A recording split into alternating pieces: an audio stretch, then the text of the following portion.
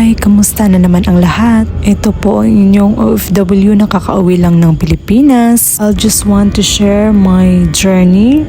It's a part 3 travel from Manila to Bacolod. Mapapa-thank you Lord ka talaga kasi kahit maulan yung panahon, hindi po na-delayed yung aming flight. Umalis po kami ng Manila past 1 na yata at nag-serve po sila ng pansit gisado at saka konting prutas for lunch. And then around 2:20 PM ay dumating na nga tayo dito sa Bacolod Silay Airport. This is real na talaga. Nandito na tayo sa Negros Occidental. Siyempre dumiretso agad ako dito sa baggage claim. Pagkalabas ko nga ng airport ay wala akong signal sa wifi kaya bumili muna ako ng SIM card. And then nagulat na lang ako, may yumakap sa aking likod at yun pala ay aking anak. Nagulat nga ako kasi nung iniwan ko siya maliit pa siya tapos ngayon dalaga na talaga, mas matangkad pa kaysa sa akin. Diretso nga kami sa Westtown Hotel, dito yan sa Bacolod downtown, malapit sa SM City. Quick room tour, meron silang safe, drawer for your things and belongings. Then nakita nyo na po yung toilet, may shower, and of course merong sink at saka salamin. Nagbook nga ako ng 2 rooms online at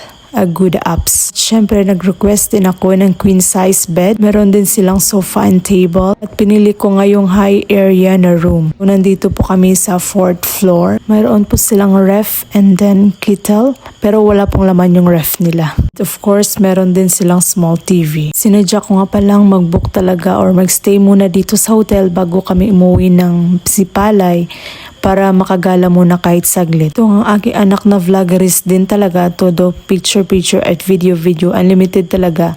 Parang mapupuno yung gallery ko sa mukha niya. Problema nga ako sa yellow na bagahe ko at hindi ko mabuksan-buksan. Paano ba naman nilagyan ko pa ng padlock at nasira yung padlock niya kaya ngayon tuloy na problema ako. Talagang piniflex niya lahat ng mga binigay ko na gamit sa kanya. Siyempre excited yarn. Nagpahinga nga lang kami saglit at natulog kaunti. And then around 6:30 PM ay pupunta nga kami ng SM Mall kasi doon kami magdi-dinner. Kahit saan ka nga tumingin dito ay puro na Christmas lights. Napaka-busy po talaga ng daanan. Dito nga namin napiling kumain sa Mang Inasal. Dito yan sa SM Mall. Nag-order nga kami ng 3 petsa ng manok. And then isang halo-halo para sa aking anak. Dito nga kami pumwesto malapit sa gilid. Kung doon nga sa abroad ang kasama ko kalagi pag mumagala ay yung aking alaga. This time ay para na naman sa aking pamilya. Pagkatapos nga namin kumain ay pumasok kami dito sa isang store at bumili kami ng plancha ng damit.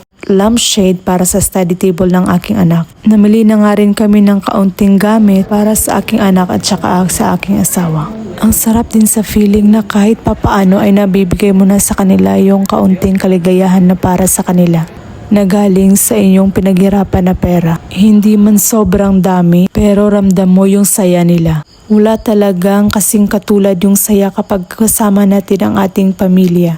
Kaya patuloy pa tayong magsisikap para maabot natin ang ating mga pangarap sa buhay. At hanggang dito na lang ang ating kwentuhan. Maraming salamat sa inyong panonood. Bye-bye!